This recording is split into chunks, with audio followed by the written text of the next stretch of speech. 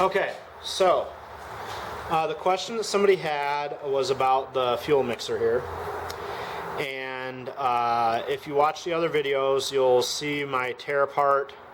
And then when I put this piece on here to help seal the big air gap that was letting air in. And you'll remember that this silver needle is the main needle and this brass ring is a high-speed adjustment. I personally don't think this high-speed adjustment does much of anything because the machining standards for this engine aren't that high, which I will say again, that's because it's at this price point.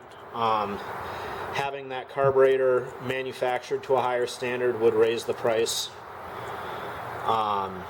a bit, and I honestly don't think it's a big deal because the engine can't run as fast as it will wide open for any amount of time anyway. So it's certainly perfectly adequate for the way this engine can run or should be run. And so when I run mine, this adjustment set has a plus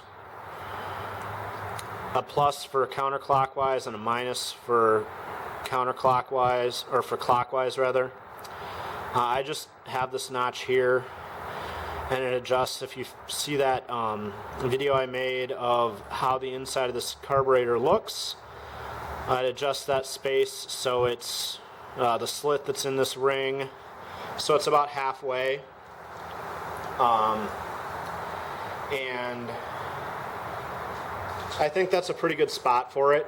So and then this needle I think is open about one turn from the last time I ran it, and I am gonna hopefully be able to leave that camera zoomed right there, and it's very close to the engine, so if I try to start this, I'm trying not to hit anything. Okay, spark is on. Let's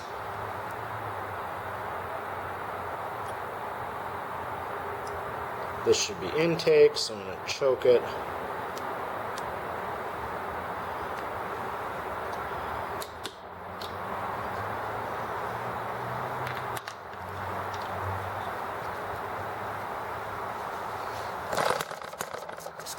Alright. It's pretty close to where it belongs from the last time I had it set. Cool.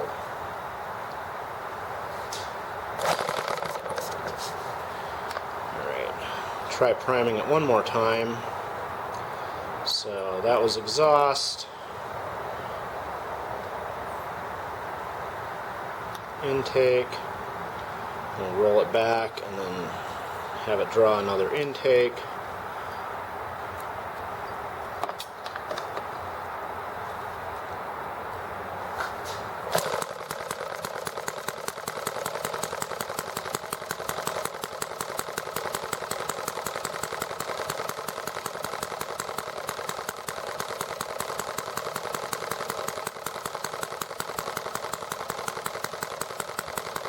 Alright, we'll let that warm up for a bit and then I will